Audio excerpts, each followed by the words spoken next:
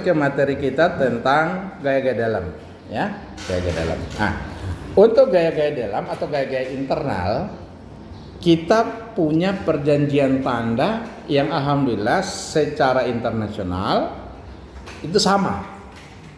Itu. Jadi jangan rubah karena sudah sama, berarti artinya perjanjian tanda untuk menggambar gaya-gaya dalam, menghitung gaya-gaya dalam sifatnya tidak berubah. Artinya tidak sementara, tetap. Oke. Perjanjian kita adalah untuk gaya dalam hal ini gaya normal. Ini gaya normal atau sharing ya, gaya normal atau sering juga ini disebut adalah gaya aksial, ya. Jadi gaya dalam juga disebut juga gaya aksial. Nah, kalau kita memahaminya begini memahaminya. Lagi-lagi saya sudah pernah cerita sebelumnya bahwa gaya aksial atau gaya normal itu adalah gaya yang tegak lurus penampang. Oke.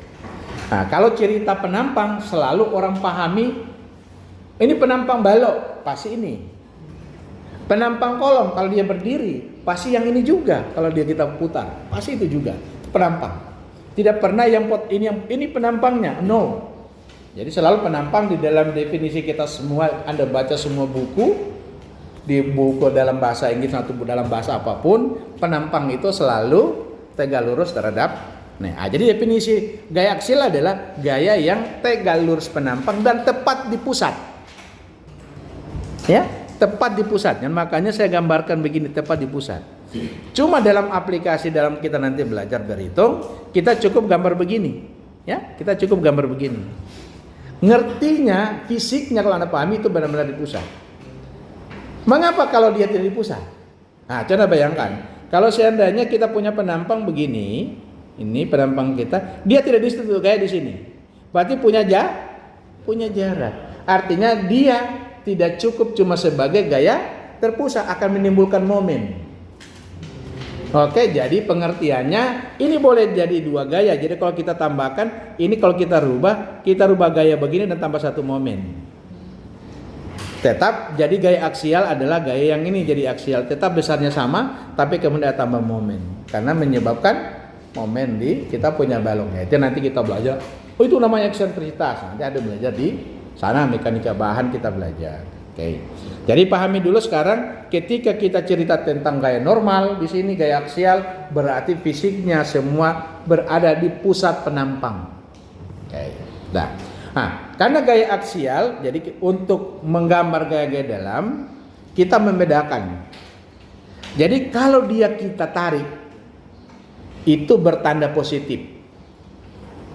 Kalau gayanya ini keluar ke kiri, ini ke kanan, itu hanya tarik ya, fisiknya kita tarik. Itu berarti tandanya positif. Kalau kita barang itu kita balik, kita tekan gayanya ke kiri ini.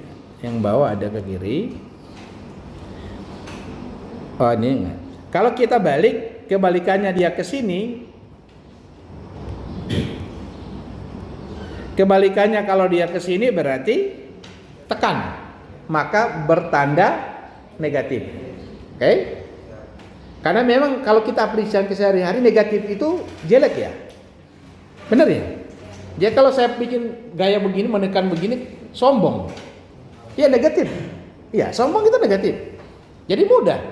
Oh, kalau tekan itu begitu juga kalau tekan. Kalau Anda tertekan kan batin. Negatif namanya gitu. Kalau Anda tertarik dengan sesuatu positif kan? Wah, saya kayak tertarik dengan si dia kan gitu, positif gitu. Oke. Itu memudahkan dalam aplikasi. Ternyata teknik sipil memikirkan tentang kehidupan nyata di mana yang dirasakan oleh orang, cara berpikirnya begitu. Jadi makanya tandanya kalau tekan negatif, tarik positif. Nah, kalau kita aplikasikan lagi, berarti kalau kita anggap tinjau dari kanan ke kiri dan kita tinjau dari kiri ke kanan, kalau gayanya kita dari sini ke kiri, kita tinjau dari sini ke sini, ya, maka gaya yang ke kiri kita tandakan positif. Nah, kalau kita tinjau dari kanan ke kiri, berarti ke kanan positif. Ke kanan positif. Ya. Kebalikannya, kalau kita tinjau dari kanan ke kiri, arah gayanya ke kanan berarti tandanya negatif. Oke? Bisa ini? Karena kita belajar begini. Kita belajar begini. Selalu pemikirannya dengan simpel. Kalau ada gayanya dalamnya ke kiri, kita tidak usah lihat yang kanan. Tapi kita sudah bisa bilang pasti bidangnya negatif tandanya. Nah, mengapa kita harus ada negatif positif? Karena kepentingannya desain. Nanti kalau kita tahu gayanya negatif, berarti desainnya berbeda. Dengan kalau kita punya gaya aksialnya positif, beda cara mendesainnya. Oke? Sampai itu butuh yang namanya negatif dan positif. Karena ujung-ujung kita menghitung analisa struktur itu, goalnya adalah desain. Nah, ketika kita desain, bayangkan kalau kita tidak tahu gaya aksialnya tekan atau tarik, maka kita salah. Kalau Anda desain, ternyata itu batang tekan, batangnya negatif. Kemudian Anda desain dengan positif, gawat, bisa rubuh itu gedung. Ya, nanti kemudian Anda belajar di beton, di mekanika bahan ada, di beton, di kayu, di baja ada. Nanti kalau Anda pada aplikasi hari-hari, setelah nanti Anda belajar ini, Bas bilang begini, itu balok tarik. Benar itu balok tarik, Bas bilang, benar sekali. Karena dicipta dari dulu orang cerita, itu balok tarik, itu balok tarik. Memang karena gaya tarik yang bekerja di balok itu. Tapi terkadang dipahami keliru. Oh Pak, ini tarik oke sementara Pak, gitu. Kalau Anda nanti cerita dengan tukang, kita punya kuda-kuda di rumah, gini atap rumah begini, pasti tukang yang paham akan dia bilang balok ini balok tarik. Memang balok tarik karena gayanya gaya tarik di situ. Oke ya? Asik tidak? Asik. Nah, jadi penting kita perlu tahu ada. Gampang hafalnya enggak? Gampang. Tadi cuma tertekan adalah batin negatif, tertarik adalah positif. Itu aja sudah. Tinggal kalau bagaimana tertekan? Ya begini. Bagaimana ditarik? Ya begini. Kan mudah hafalnya. Artinya mudah kita belajar. Yang ini mudah. Oh nggak tahu ini negatif atau positif. Nah sudah bahaya. Nanti pindah jauh. Kan berarti Anda tidak punya kemampuan untuk memvisualkan dan membayangkan. Kalau tidak bisa begitu, berarti bukan orang teknik loh. Bukan orang teknik, pindah jauh. Tidak cocok di teknik gitu. Mungkin jadi sospol cocok gitu. Oke, kita kembali ke sini. Baru kemudian gaya lintang. Gaya lintang atau kita sebut dengan gaya geser ya. Kita sebut ini gaya lintang atau gaya geser. Jadi kalau tadi ada namanya melintang, apa adanya aksial, maka ada kebalikannya tegak lurusnya. Jadi kalau kita bilang gaya lintang berarti gaya yang tegak lurusnya. Nah, kalau penampang kita begini, ini penampang kita, maka gaya geser itu adalah gaya yang sejajar dengan penampang. Ya? Paham ya? Yang sejajar dengan penampang. Atau kalimatnya kalau kita ada normal adalah tegak lurus normal. Tidak pernah terbalik dari itu. Oh, ternyata gaya lintang kita bidangnya miring begini. Ini enggak, ya. Harus selalu yang kalau gaya aksial ke sini, maka berarti harus yang tegak lurus, maka penampangnya keliru, kita pakai penampang begini.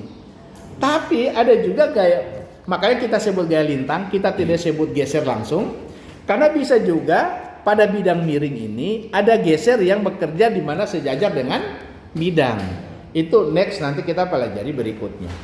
Nah, jadi gaya geser itu terkadang juga dibilang gaya lintang. Oke, paham ya?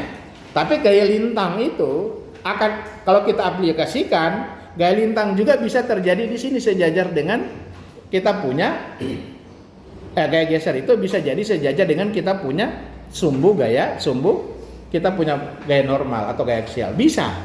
Karena kita ingin cari tahu namanya geser, misalnya ini bendanya balok kita begini, oke? Maka ketika ini begini, ini geser yang terjadi di sini arahnya sejajar dengan luas ini, ya, luas yang ini. Itu juga disebut juga geser. Nah, nanti kita mulai mengerti. Oh, ini geser. Oh, geser itu gini. Lintang. Tapi semua gaya lintang pasti geser. Ya, semua gaya lintang itu sama dengan gaya geser. Tapi tidak semua gaya lintang dianggap sebagai gaya geser. Oke ya? Nah, gaya lintang gini. Ini kalau gaya lintang menang-menangan ini, bahasanya menang-menangan gitu. Menang-menangan, cara berpikirnya mudah. Kalau kalian terbebani dan ternyata Anda kuat, berarti tandanya positif. Oke? Kalau Anda terbebani dan Anda kalah, maka itu artinya negatif. Iya kan? Nyata di hari-hari kalian. Nah, jadi caranya berpikir begini. Kalau ada beban ke bawah dan kemampuan reaksinya ke atas, kemampuan daripada material kita lebih kuat, atau kita simbolkan dengan ke atas, berarti tandanya positif. Kalau kita boleh bahasakan begini, kalau dia terangkat, berarti kita lebih kuat ya, tandanya positif. Kalau kita kalah, berarti tandanya negatif. Gampang dalam mengaplikasikannya, gampang. Kalau dia ke atas begini, tinjau dari kanan ke kiri. Oh, saya lihat gambar di sini. Ilustrasikan dengan ini. Sorry, saya ini harusnya yang kita perlihatkan. Ini tadi yang tekan sama tarik. Ini gaya lintang. Kalau ini terangkat, tandanya positif. Kalau ini terangkat, yang kiri terangkat, kanan turun, itu berarti positif. Kalau yang kiri turun, yang kanan naik, itu negatif. Nah, kita mulai melihatnya di sini adalah dengan cara begini. Ini kita bagi dua. Nah, setelah kita bagi dua, kita mulai bisa melihat. Kalau kita tinjau dari sini ke sana, ke kanan, dari kiri ke kanan, berarti ke atas, gaya ke atas adalah positif. Gaya ke bawah adalah negatif. Begitu juga yang ini, berarti kebalikannya tentu. Kalau kita tinjau dari kiri ke kanan, ke bawah negatif. Kalau kita tinjau dari kanan ke kiri, ke atas negatif. Kalau yang di sini kita tinjau dari kanan ke kiri, ke bawah positif. Bisa dipahami? Oke? Mudah ya? Gampang saja. Oke, kayak tadi. Misalnya gaya ini 100. Gaya ini 20. Tapi kita potong di sini, anggap yang ini tidak ada. Apakah balok ini tidak terangkat? Pasti terangkat. Berarti dia positif. Nah, sekarang kalau misalnya kita bilang misalnya begini, tadi kita sudah hitung reaksi peletakan, ini misalnya 100, ini misalnya di tengah bentang dapat 50, ini dapat 50. Kalau saya potong di sini, pasti yang kiri terangkat ya, karena 50 tidak ada beban lainnya. Tapi kalau misalnya saya potong di sini, berarti masih ada 50 ke atas, kurang 100 ke bawah. Kuatan mana? 100 ya ke bawah, berarti turun, tandanya hanya kita bisa bilang, berarti dari sini sampai sini positif pasti, setelah dari sini ke sini pasti negatif. Mudah tidak? Mudah. Oke? Enak tidak? Enak. Oke, lanjut. Memang iklannya harus bagus. Terus kedua, momen. Momen itu tanda negatif dan positif juga ada hubungan dengan kehidupan hari-hari. Kalau Anda pici pinggang, ini namanya sombong. Kalau orang itu sombong sekali dia itu, karena dia pici, itu tandanya negatif. Kalau kita bilang begini, jarang orang bilang sombong. Siapa bilang orang begini? Tidak sombong namanya. Itu namanya tanda kuat. Kalau kuat berarti positif. Clear. Jadi kalau kita cipta gaya ke dalam, berarti kalau ini positif, ini negatif. Seperti gaya. Kalau begini positif, begini positif. Ya kan? Tapi kalau begini negatif, begini negatif. Tinggal kita lihat. Tinjau dari kiri ke kanan, berarti kiri ke kanan begini positif. Kanan ke kiri begini positif. Itu kalau kita melihat hanya dari satu sisi. Tapi kalau kita melihat secara keseluruhan, mudah ini keseluruhannya. Oh, saya tidak gambar. Ada enggak gambarnya ini? Oke, secara keseluruhan begini. Kalau dia begini, jadi kalau kita punya balok, saya gambarkan kita punya balok begini.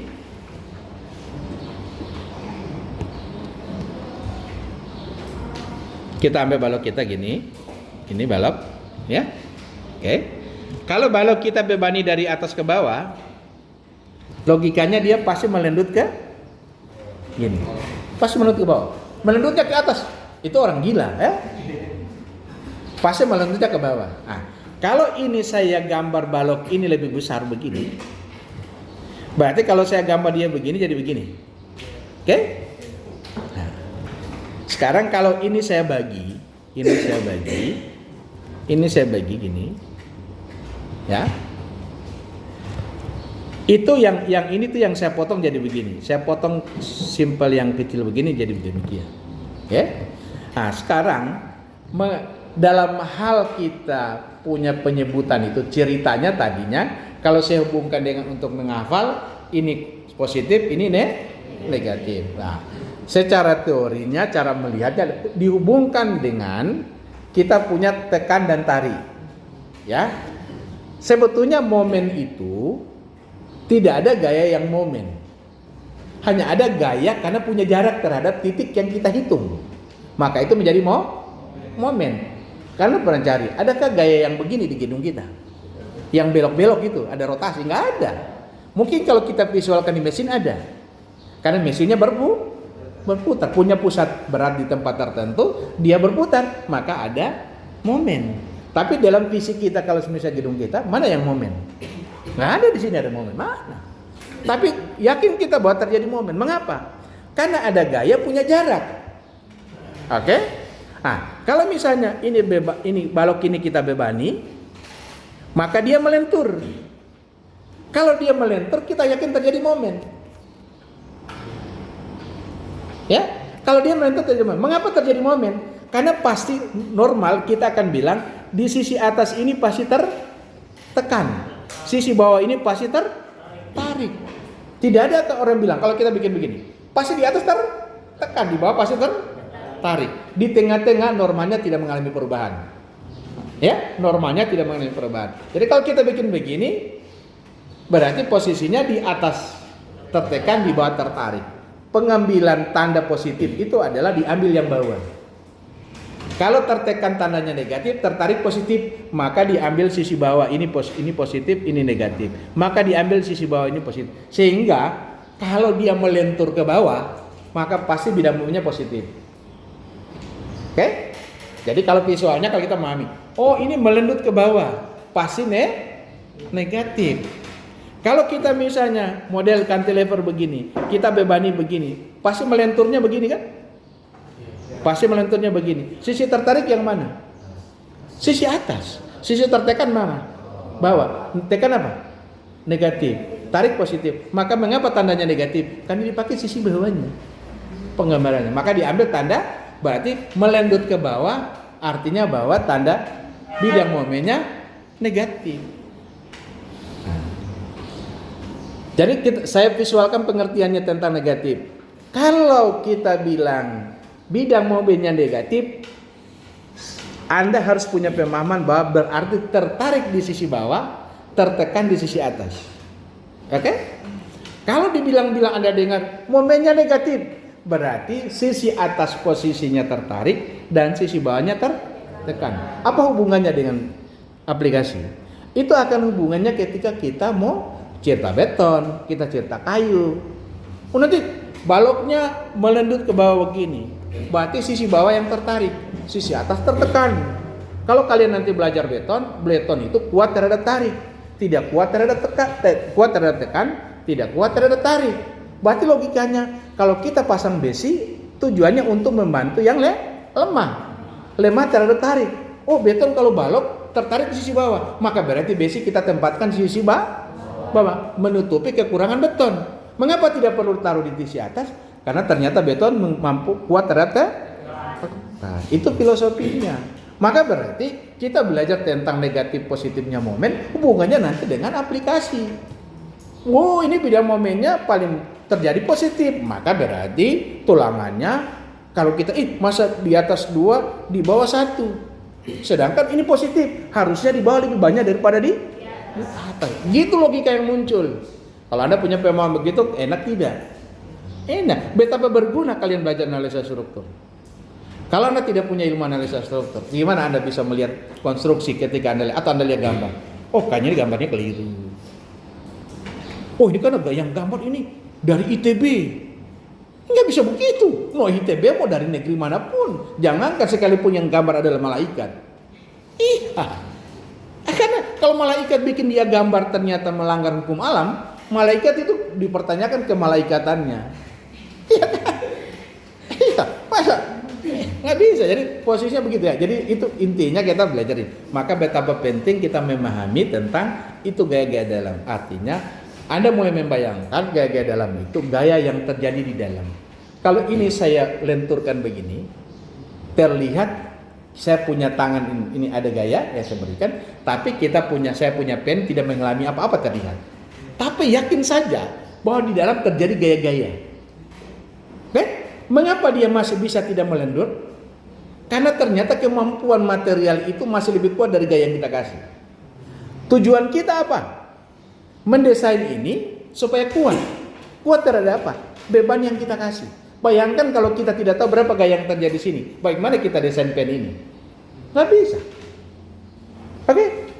No, jadi gimana kalian setelah keluar jadi seorang sarjana teknik, kemudian Anda tidak ngerti analisa struktur.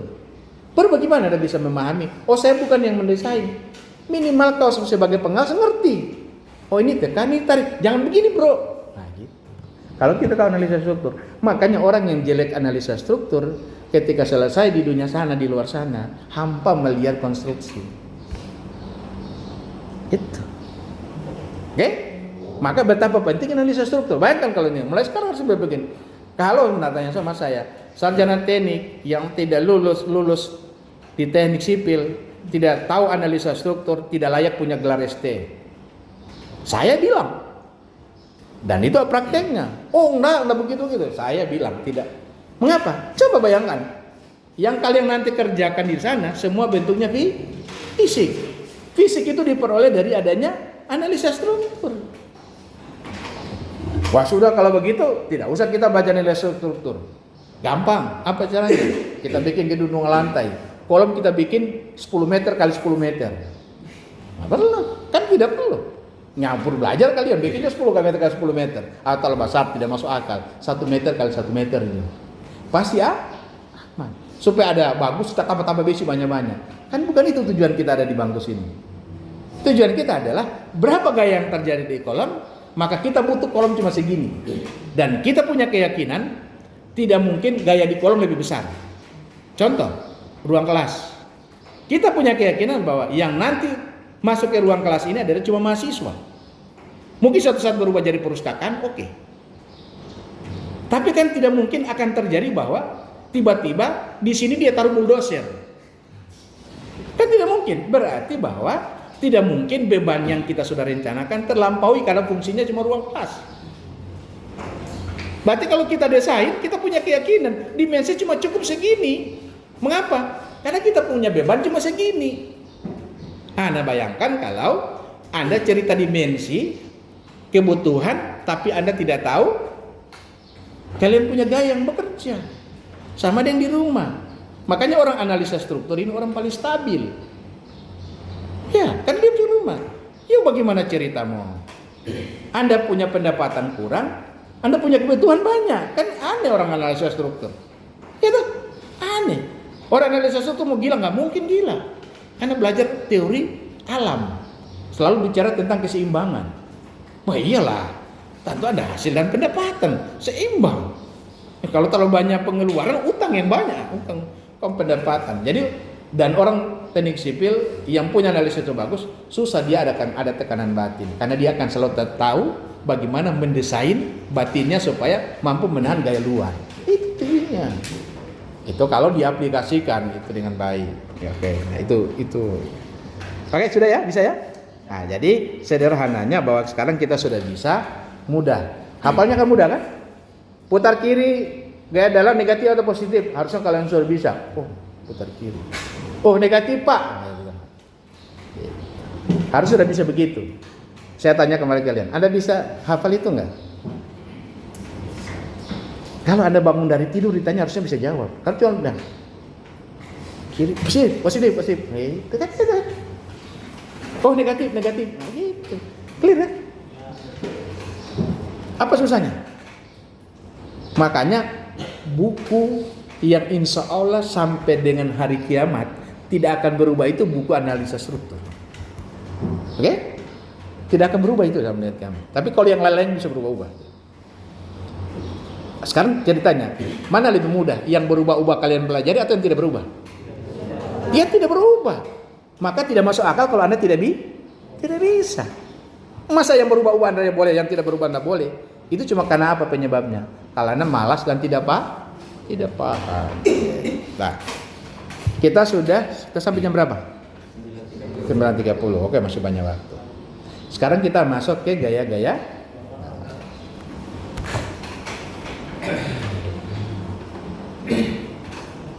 Contoh untuk gaya-gaya dalam, silakan bisa dibaca. Ini sudah pernah kita bahas. Jadi kalau ada beban bisa jaraknya P, kita bisa hitung reaksi peletakannya. Ini kita dapat reaksi peletakannya. Kemudian contoh ada soal seperti ini. Kita ambil resultan R dan P, sudah bisa kalian baca. Kita bisa dapat reaksi peletakan bisa kita peroleh. Ini juga yang cantilever silakan dibaca ya. Kita bisa dapat reaksi peletakannya.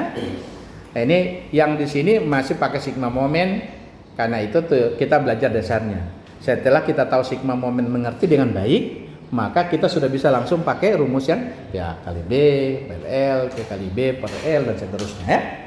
Nah, itu artinya lahir dari setelah kita ngerti tentang apa itu sigma momen. Kalau kita sudah ngerti, ngapain tulis lagi sigma momen?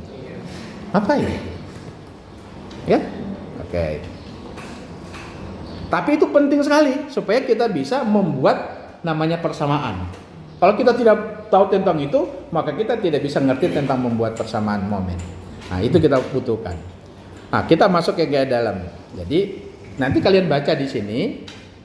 Maka gaya-gaya dalam itu, misalnya contoh ini soal P. Ya. Nanti sini hitunglah gaya-gaya dalam. Saya tujuannya sebetulnya ini kalau di kelas saya harusnya tidak ada masalah cerita ini karena saya sudah cerita di fisika teknik sipil. Yang tidak pernah kontrak di saya itu fatalnya.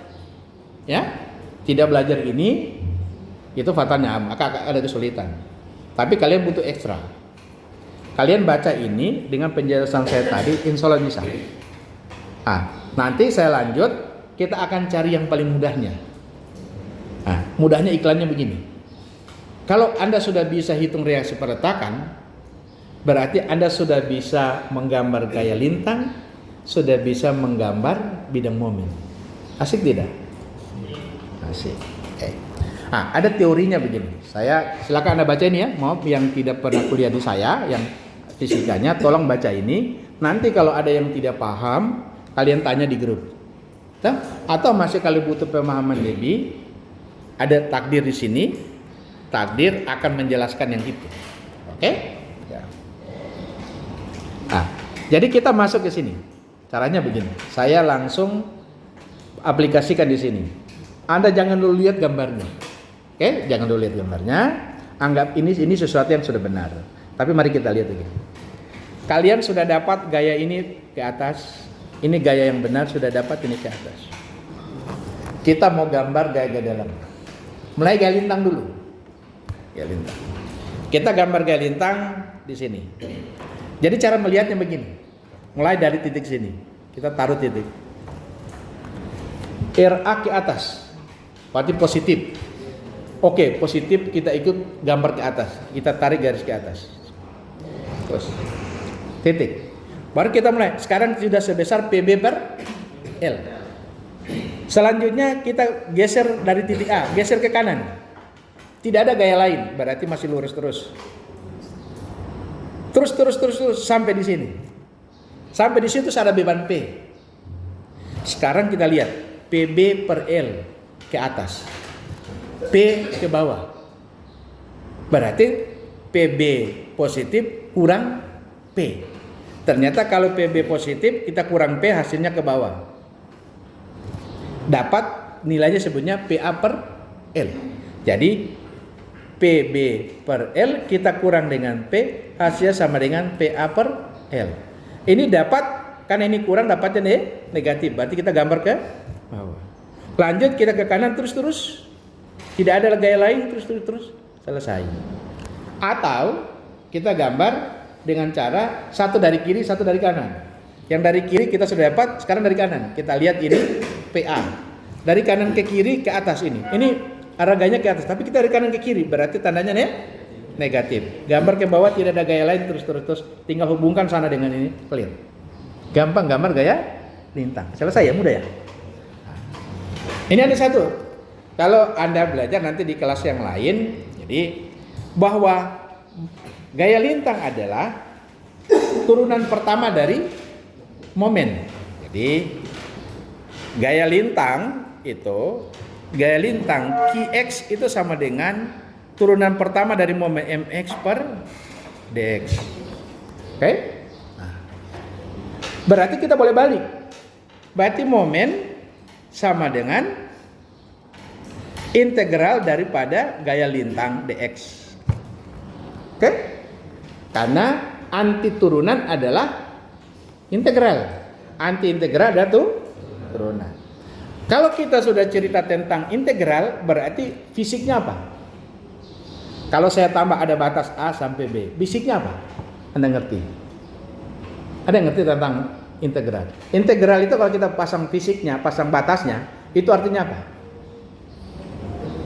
Artinya adalah kita menghitung luas. Oke? Artinya kalau kita integral itu berarti menjadi hitung luas. Logikanya berarti kalau kita hitung Qx itu adalah momen sama dengan integral daripada gaya lintang, maka berarti cukup kita menghitung luas bidang lintangnya, itulah adalah momen. Oke? Maka kita lihat, kita aplikasikan yang tadi. Di titik A itu tentu lihat, kita lihat dari kiri ke kanan ini ya. Di titik A itu tidak ada gaya lintang. Kiri sedikit tidak ada. Baru kalau kita jalan terus, ini ada gaya lintang, terus ini ada gaya lintang, terus sampai titik sini. Berarti kita cuma cukup di awal sini dan di akhir karena ada perubahan gaya lintangnya. Berubah. Dari ini terus baru hilang, menurun sampai di sini. Artinya berarti kalau kita cari yang di sini, cukup saja kita hitung luas ini. Luas itu kita tahu PB per L tingginya. Lebarnya kita tahu A. Maka PB kali A, P AB per L. Maka berarti tinggi ini adalah PAB per L. Clear. Baru karena kita tahu ceritanya, persamaan momen kita tahu, berarti kalau kita integral sesuatu, misalnya konstanta, 2 kita integral, maka integral menjadi 2x. Oke? Kalau konstanta kita integral menjadi ada tambah x, artinya kalau konstanta menjadi linier. Kalau x itu berarti linier. Kalau kita integral menjadi parabola. Nah, contoh. Integral k dx hasilnya adalah kx tambah c. Kalau integral x dx hasilnya adalah 1/2 x pangkat 2 tambah c. Artinya dari pangkat 1 menjadi pangkat 2. Kalau dari tidak berpangkat menjadi pangkat 1. Kalau integral x pangkat 3 dx hasilnya adalah 1/3 x pangkat 3. Jadi dari pangkat 2 menjadi pangkat 3. Kalau ini x pangkat 2. Kalau x pangkat 4 menjadi. Sekarang kalau kita lihat di dalam aplikasi kita hari-hari, maka kita punya bidang momen itu selalu dia cuma kurang lebih hanya 3 macam. Bidang apa? Kita punya Kita punya gaya lintang. Gaya lintang kita itu kalau kita aplikasikan dalam fisik, bentuknya cuma 3 macam umumnya. Cuma konstan berupa garis ya konstan. Jadi kalau kita gambar secara diagram Kartesius, ya jadi kotak, seperti kotak. Jadi misalnya ini diagram Kartesius, kalau kita bilang Y sama dengan K, mati berarti cuma begini. Oke? Itu satu, kita punya gaya lintang. Seperti gambarnya yang ini. Yang kedua adalah kita punya gaya lintang itu dalam fungsi X. Artinya gaya lintang kita pasti misalnya ini begini, miring. Kalau cerita fungsi X, Y sama dengan X berarti miring. Y sama dengan X. Tuh. Yang kedua, yang mungkin di kita punya gaya lintang adalah pangkat 2, parabol. Jadi bisa mungkin gaya lintang kita begini, parabol. Jadi Y sama dengan X pangkat 2. Jadi hanya 3 macam itu kemungkinan kita punya gaya lintang. Artinya apa? Berarti kalau kita punya gaya lintang konstan, maka berarti pengertiannya momennya pasti linear. Kalau gaya lintangnya linear, berarti kita punya bidang momen adalah parabola. Kalau kita punya gaya lintang kita berupa parabola, maka berarti kita punya momen adalah hiperbola. Clear ya? Oke. Jadi mudah untuk kita lihat. Sama dengan ini kita lihat. Kalau kita lihat kita punya bidang lintangnya. Kalau kita lihat bidang lintangnya kita ini, berarti ini konstan ya? Berarti pasti bidang momennya linear. Oke, tinggal tadi kita hitung luas yang ini di titik sini, hitung luas ini. Karena hitung luasnya kan begini. Kita jalan ke sini ini. Tambah makin ke kanan makin tambah besar.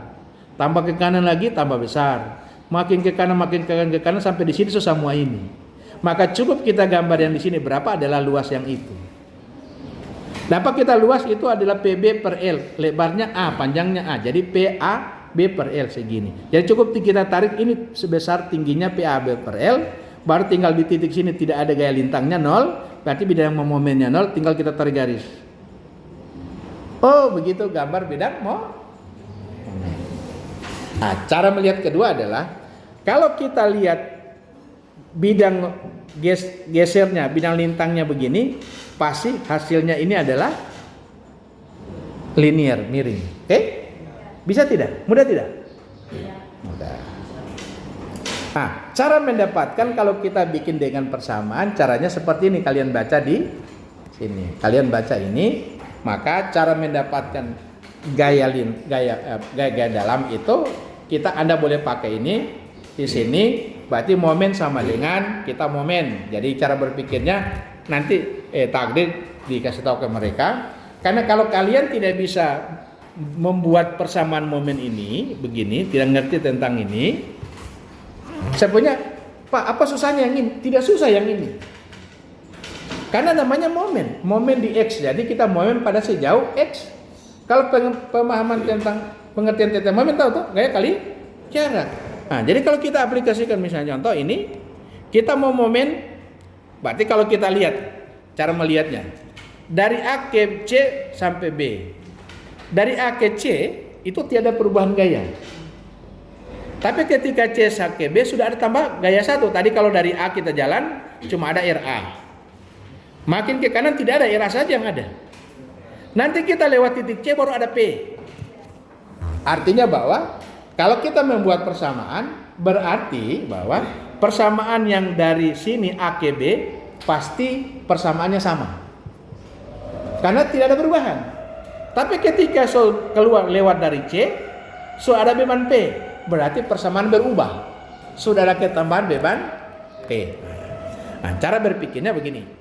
Sekarang kalau kita hitung momen, gitu, misalnya di sini MX1, berarti kita momen di mana? Kita momen di sini. Karena kita meninjau adalah mengapa arah panah ke kanan. Pengertiannya adalah berarti kita bergerak dari kiri ke kanan. Nah, ini X1 apa? X1 itu jarak. Jarak dari A sampai titik X1. Kalau kita bilang momen apa? Gaya kali jarak. Berarti MX1 sama dengan RA kali jarak. Jaraknya X. Kalau kita misalnya sekarang X2, MX2 sama dengan gaya kali jarak ke X2. Berarti kita punya RA kali X2. RA kali X2. Kemudian sudah ada P sekarang. Berarti P kali jarak ke X2, jadi hilang jaraknya. Jarak ini apa? Tentu X2 kurang dengan jarak itu A, bukan kurang X1. Kan jarak dari sini ke sini kan A. Jarak ke sini X1, X2. Maka jarak dari sini ke sini tahu adalah X2 kurang A. Maka berarti dikali dengan ini kurang karena putar kiri, kurang P dikali X2 kurang A. Itulah momennya.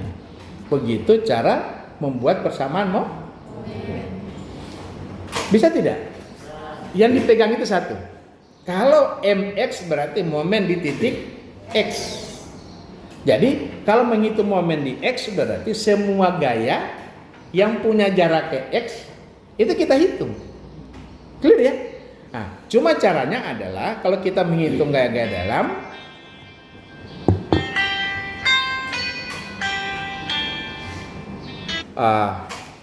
jadi sederhana ini cara berpikirnya. Cuma gara-gara kita tidak memahami dengan baik apa itu momen. Oke? Jadi kalau MX berarti kita momen di X. Maka yang kita hitung adalah semua gaya yang akan menimbulkan yang punya jarak terhadap titik X. Jarak yang dimaksud adalah jarak tegak lurus terhadap gaya. Jadi ya, lihat. Kalau kita menghitung membuat persamaan bina momen, maka kita pakai yang sesuatu yang kita lihat. Jangan melihat yang kita tidak lihat, menghitung kita tidak lihat. Maksudnya begini.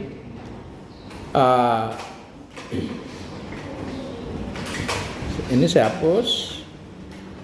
Bagaimana caranya? Jadi sekarang kalau kita lihat, kalau kita pakai ini, kita bergerak X1, artinya dari sini ke sini. Sampai di sini berarti ya, itu X1 kita bilang. Berarti kita menganggap yang ini tidak ada. Gitu caranya, sederhana. Baru ketiga, karena namanya MX1, berarti kalau ini X1 berarti di sini itu di situ itu yang namanya X1. Kalau kita tahu X1 di situ, MX1 berarti sama dengan langsung RA kali X1. Clear? Mudah tidak? Mudah. Jangan diganggu di yang lain gitu. Nah, sekarang kalau kita lakukan, kalau begitu sekarang berikutnya, bagaimana kalau X2, MX2? MX2 kita gambar dari sini sampai sini, berarti di situ X2. Berarti MX2 mudah. Yang ini kita anggap tidak ada.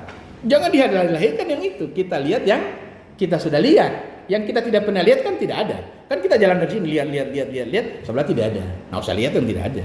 Langsung RA dikali jarak ke X. Oh, jarak dari sini ke sini adalah X2. Putar kanan, positif.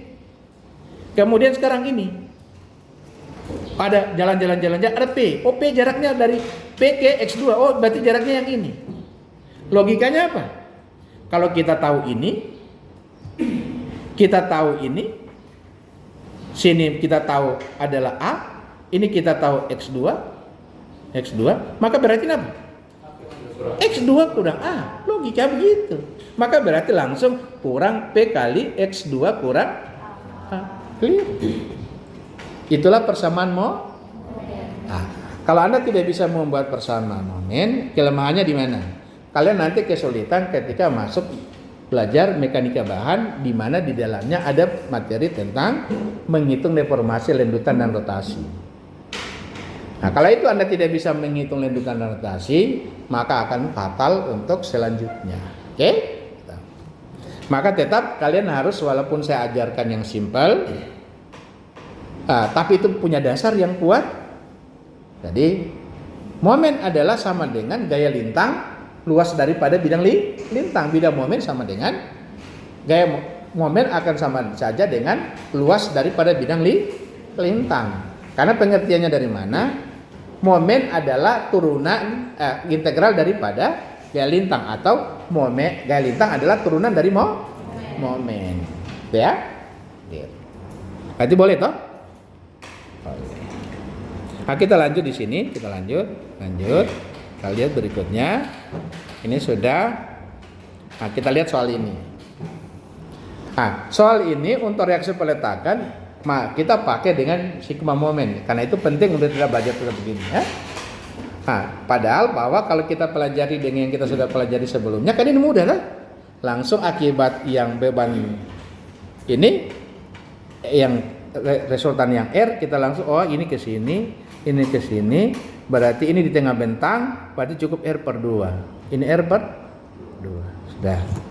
Nanti apa R? QL, berarti QL per 2. Ini QL per 2. Lanjutnya P kita proyeksi, ini ada proyeksi, ini jadi PV. Berarti gaya di sini gimana? Kalau di sini berarti terangkat yang kiri. Berarti ini ke bawah, ini ke atas. Berarti PL, P, ini dalam hal ini PV, jadi PV bahagi jarak antar peletakan, bahagi L. Di sini berapa? Itu tambah itu, PV tambah PV per L. Nah, itu sama saja dengan P dikali PV dikali A tambah L bahagi L. Sudah. Baru tinggal kita jumlah, hasilnya akan pasti sama dengan hasilnya pasti akan sama dengan hasil yang kita peroleh di sini ini. Pasti akan sama. Oke? Ah, sekarang kita sudah lewat. Kita sudah dapat reaksi peletakan. Yang paling penting di kalian menjawab lagi-lagi, biar kalian so jago untuk menghitung gaya-gaya dalam. Tolong setelah dapat gaya-gaya dalam, reaksi peletakan, sudah bisa hitung reaksi peletakan, tolong tetap ditulis gambar kembali, baru beri gaya, tulis angkanya. Ya? Tulis angkanya begini ya, tulis lagi begini, itu memudahkan saya memeriksa. Oke? Nah, tapi itu juga memudahkan Anda berhitung. Oke, sudah. Selanjutnya kalau sudah begini, kita sebetulnya langsung bisa masuk gaya-gaya dalam di sini, ya. Kita sudah bisa masuk langsung gaya-gaya dalam. Saya garis di sini. Oke? Kita langsung bisa gaya-gaya dalam. Saya pakai jembatan ini, ya. Langsung bisa gini, ya, kita garis. Oke? Lihat cara melihatnya. Oke, sekarang kita mulai dari gaya lintang. Ya, nih, mulai dari gaya lintang. Dan normal, kita normal dulu. Udah normal. Normal, ini roll. Dari sini roll. Pasti tidak ada gaya normal, horizontal nggak ada kan? Kan ini roll, ini roll. Pasti tidak ada. Berarti dari sini sampai titik B tidak ada. Tidak ada. Berarti akhirnya bahwa kalau kita gambar posisinya berarti di sini ini dari sini terus 0, tidak ada sampai sini. Sampai di titik B, ke kanan sedikit titik B kita punya ini HB. HB ke kanan. Kita dapat HB ke kanan. Arah yang benar. Kalau ke kanan tandanya apa? Aksial. Tandanya negatif. Kan dari kiri ke sini lagi nih. Kan begini. Ya? Berarti negatif. Maka berarti kita gambar, oh, negatif. Saya mau gambar negatifnya berarti sebelum negatif kita lihat. Dari sini cuma ada HB terus cuma ada HB sampai di sini cuma HB yang ada. Berarti dia sama besar terus, kan? Oke. Karena dia sama besar terus, maka berarti kita langsung gambar di sini. Oke, dari sini sebesar, karena dia negatif, oh negatif saya mau gambar di bawah. Udah, kita gambar di bawah. Gini. Terus ini tandanya min. Gambar di atas boleh, tidak apa-apa, asal pakai tanda min, tanda negatifnya. Oke. Jadi, oh berarti berapa? Sama dengan 1/2 akar 3 QL. Oke. Itu kita menggambar gaya aksialnya. Selanjutnya kita mau momen. Gaya lintang dulu supaya kita habis itu bisa momen. Oke. Lihat gaya lintang. Mulai dari kiri ke kanan. Pertama pasti kita dapati pertama ada RA 3 QL per 8. Gayanya kemana? Ke atas. Kalau ke atas positif atau negatif? Positif ya, karena dia terangkat ya. Positif. Kalau dia positif berarti kita gambar ke atas. Kita gambar ke atas. Nih, gambar. Ini ke atas. Oh, pakai tanda merah aja karena ada hitam di bawahnya. Ya. Kita. Kita gini, oh ke atas. Berapa besarnya? Sebesar 3 KL per 8. Kalau kita ke kanan sedikit, so ada beban terbagi rata. Terus. Jadi kalau makin ke kanan kan makin besar beban terbagi ratanya. Kan? Nah. Kalau kita ke sini, berarti beban terbagi rata cuma sebesar tinggi dikali lebar ini, ya. Kita ke sini, oh, lebarnya tambah besar, tingginya tetap. Terus sampai di titik sini. Oke? Nah, kita bisa lihat, oh berarti ini KL 39 KL kurang dengan ini. Oh, atau paling gampang kita cari aja di sini. Sebesar mudah langsung kita bisa hitung. Caranya adalah kita langsung bisa hitung. Berarti saya hitung berapa luas semua ini. Ada sebesar Q kali L. Berarti sekarang kita ke atas, kita punya gaya lintang kita ke atas. Baru berarti akan berkurang-kurang, berarti di sini kita hitung Q kali L, QL. Kita punya gaya ke atas 3/8 QL. Baru kita punya yang beban terbagi rata sampai di titik B itu adalah QL, berarti kurang QL. 3/8 kurang dengan QL, hasilnya adalah min 5/8 QL. Pasti min, karena ini lebih tinggi. Ini 1, ini tidak sampai 1. Artinya apa? Berarti ke bawah. Oh, berarti kita gambar di sini. Kalau begitu kita bikin di sini ke bawah. 3/5 dengan 3/8 dengan 5/8 mana lebih besar? 5/8. Kalau begitu kita gambar sedikit lebih besar, lebih tinggi. Karena dia ini kita sudah gambar berkurangnya secara linear, jadi tinggal kita hubungkan begini. Sudah. Itulah bidang lintang kita. Atau kita mulai, oh karena dia beban terbagi rata, maka bidang lintangnya ada berupa garis linear. Jadi kita sudah sana ini, bisa ada sampai di sini. Jadi kita ketika ketemu beban terbagi rata, kita punya RA sebesar 3 KL/8. Sepanjang beban terbagi kita lewat terus sampai terakhir berubahnya beban terbagi rata. Sampai di titik sini atau berubah ada gaya lain. Baru kalian hitung berapa bebannya itu jadi pengurang. Oke? Clear ya? Bisa ya? Bisa tidak nih? Bisa. Nanti kita akan contoh yang lebih enak karena ini pakai LLL gitu. Nanti kita contoh pakai 2 angka nanti gitu, kan? Oke. Nah, sampai di titik sini sudah beban terbagi rata sudah selesai. Kemudian kita ketemu dengan apa? Ada RB. Kita ketemu dengan RB 9 KL/8. Kalau yang ke bawah ini hanya sebesar 5/8, tapi ada gaya RB ke atas. Ini ke bawah ya, negatif kan? 5/8. Ada gaya ke atas sebesar 9/8. Jadi kita mulai begini, mulainya begini, maaf, saya ulangi begini. Kan kita sekarang gambar toh ini ke atas, 3/8 ke atas. Karena ada beban ke bawah berkurang terus sampai di sini, ya, berkurang. Jadi sekarang kita sudah menggambar di sini sekarang, di sini. Baru kita ketemu 9/8, berarti 9/8 positif ke atas, maka kita gambar ke atas.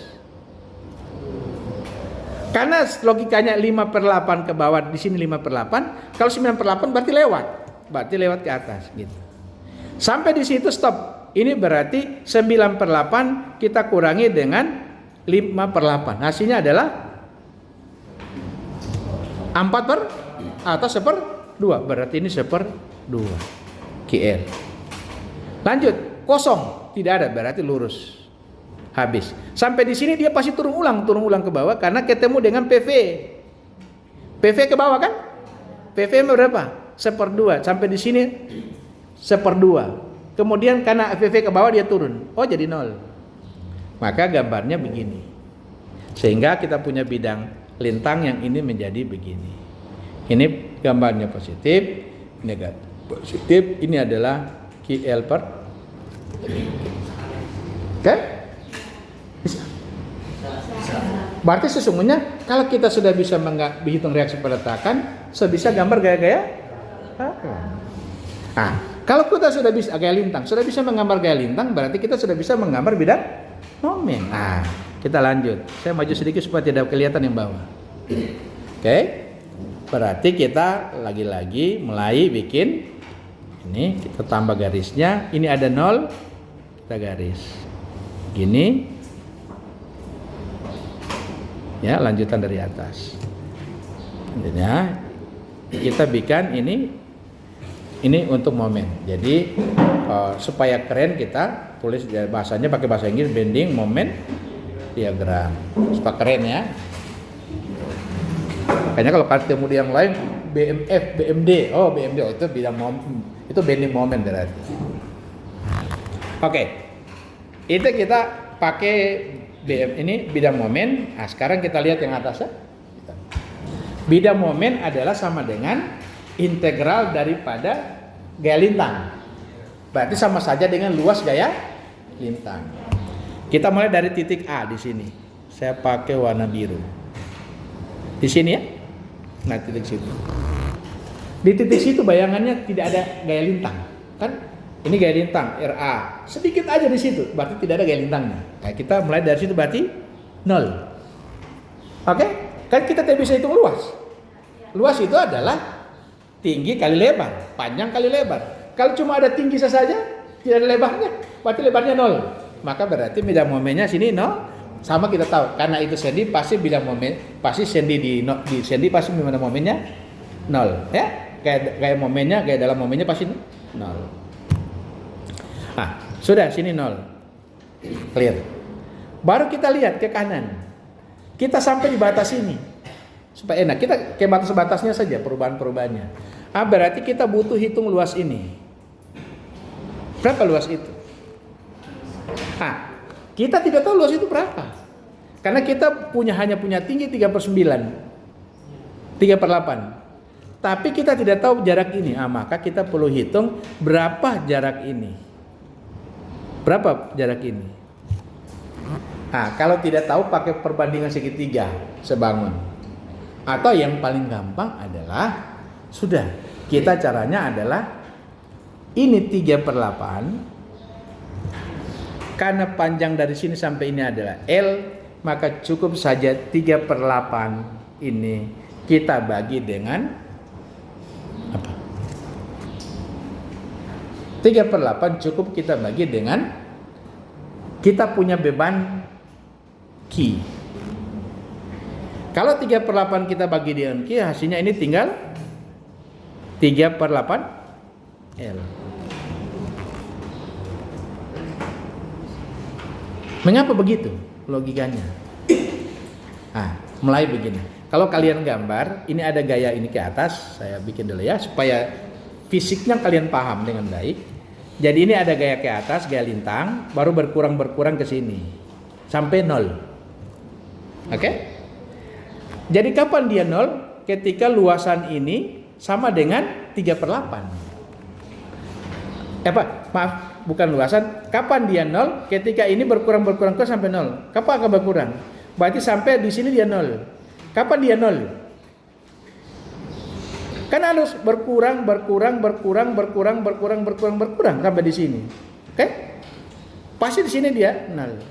Pada jarak berapa dia gaya lintang 0? Tentu kita harus menghitung berapa luas yang ini sehingga luasnya sama dengan 3/8 KL. Berapa banyaknya beban terbagi rata sejauh sampai di mana dia 0. Kan sederhana gampang. Kan ini Q, ya. Jadi saudara, ini kan Q. Q kali berapa sama dengan 3/8 KL. Jadi Q kali berapa, sebutlah kali X, yang hasilnya akan sama dengan 3/8 KL. Maka berarti kita cari X. X sama dengan cukup 3/8 KL bagi dengan Q. Kan X sama dengan 3/8 KL. Maka X sama dengan 3/8 KL bagi dengan Q. Bagi Q hasilnya dapat 3/8 L. Maka kata kunci paling mudah, kalau karena kalian ketemu begini, langsung ini gaya lintang yang ini kita bagi Q, maka dapat langsung 3/8. Nah, ini nanti didengar ulang-ulang, dicoba diaplikasikan, baru punya pemahaman yang baik ya. Oke. Sudah. Kalau kan kita tahu, maka sekarang kita sudah bisa menghitung bidang momennya. Oh, berarti kita boleh bidang momen sini kita hitung. Ini positif, berarti bidang momennya saya gambar di daerah tarik. Nah, ini satu lagi. Untuk penggambaran bidang momen ada dua cara penggambaran. Ada yang menggambar berdasarkan diagram Kartesius kita. Nah, kalau diagram Kartesius kita begini kan? Ke atas positif, ini negatif. Maka bidang momen positif dia gambar di sisi atas begini. Saya tidak menggunakan yang itu. Saya menggunakan kalau dia positif, gambar di daerah dia positif. Di daerah positif itu di daerah di mana dia mengalami tarik. Kalau dia misalnya begini, dia melindut begini. Berarti sisi tertarik di bawah. Tandanya positif. Maka kita gambar bidang momennya gambar di bawah positifnya. Oke? Kalau dia negatif, gambar di sisi tertariknya, berarti sisi tertarik atas. Jadi bidang momen positif berarti pasti di bawah tertarik. Bidang momen negatif berarti pasti di atas tertarik. Kalau bidang momen positif berarti di bawah tertarik, gambar di bawah. Kalau bidang momen negatif berarti tertarik di sisi atas, gambar di atas. Gitu cara menggambarnya. Baik. Tapi ada literatur lain tidak begitu cara menggambarnya. Kita lewat waktu ya. Saya selesaikan ya. Oke, stop. Baik. Saya tidak suruh bayar. Sekarang kita lihat dengan baik. Berarti kita bisa hitung untuk gaya lintang bidang momen di sini bisa kita hitung di sini. Cukup luas ini. Luas itu sama dengan adalah 1/2 dikali panjang kali Q adalah 3 QL/8 kali 3 L/8. Hasilnya adalah jadi 3 QL pangkat 2 karena L kali L, maaf ini tidak ada mengandung, ini 9 ya, 9 L/8, GL/8 ya. Jadi 3 kali 3 sama dengan 9 L pangkat 2, kemudian 8 kali 8 64 kali 2 128. Berarti di sini karena dia segitiga linear, berarti gambarnya kalau X kita integral, linear kita integral jadi parabola. Maka kita gambar ini parabola begini. Clear. Selanjutnya ini berikutnya yang di sini kita gambar. Di sini kita sudah dapat 9/128. 9/128. Nah, sekarang kita hitung yang ini, luas yang ini. Untuk menggambar yang di sini. Luas di sini berapa? 1/2. Tingginya berapa? Tinggi yang ini kan 5 QL/8. Jadi kali 5 QL/8. Kali panjang ini sama juga ya. Jadi kan L kurang 3/8 jadi 5/8 L. Jadi kali 5/8 L. Jangan hafal karena sama, kebetulan sama ya. Oke. Maka luasnya menjadi 25 QL pangkat 2 per 128. Ini kan negatif. Sekarang tadi positif. 9/128 QL pangkat 2 positif. Kurang dengan 25 QL pangkat 2 per 128. Berapa? 9 kurang 25 dapat 16. Jadi kita dapat 16 QL pangkat 2 per 128. Ini masih bisa disederhanakan. Berapa? Lakukan. Atau sama dengan berapa? Ya? 8/91 QL pangkat 2. Kan negatif toh? Berarti kita gambar di atas. Parabola, karena dia bebannya terbagi rata, bidang lintangnya adalah linear, maka berarti ini parabola, gambar begini. Yang ini itu adalah nilainya sebesar 8/91 QL pangkat 2. Oke? Benar ya? Yang ini yang bawah apa? Ya, 9/8. Oke, sudah. Habis itu kita gambar lagi yang ini, ada ini. Ini positif. Nah, berapa luas yang positif ini? Jadi QL per 2 dikali dengan ya, dikali dengan L per 4. Hasilnya adalah QL pangkat 2 per 8. Kayaknya ada salah hitung ini. Ya. Hasilnya ini 1/8. Jadi ini harusnya salah ya. Ini salah ya. Dia pada 16, ini 8/81, ini salah. Ini harusnya 1/8, ini 1/8 ini. Ya. Nah, jadi 1/8 ini siapa saya jadi tahu ada kata kunci lain ya. Ya nanti kita buka gitu ya. Nanti saya buka kata kunci lain supaya ini saya langsung tahu ini salah. Oke. Berarti ini adalah 1/8. Nah, karena kita hitung luas yang ini adalah 1/8, berarti tadi negatif tak? Ini negatif kan? Itu positif.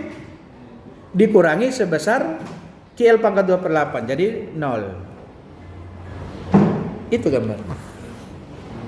Ya, kita lihat gambarnya di sini. Iya. Oke? Enakan mana?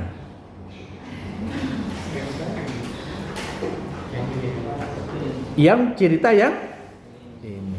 Nah, karena ini emang enakan, tugas yang kalian sudah buat itu hitung reaksi peletakan, gambar gaya-gaya dalamnya. Oke, saya kira cukup. Terima kasih. Kalau tidak ada mau tanya, cukup sampai di sini. Kita ketemu minggu depan.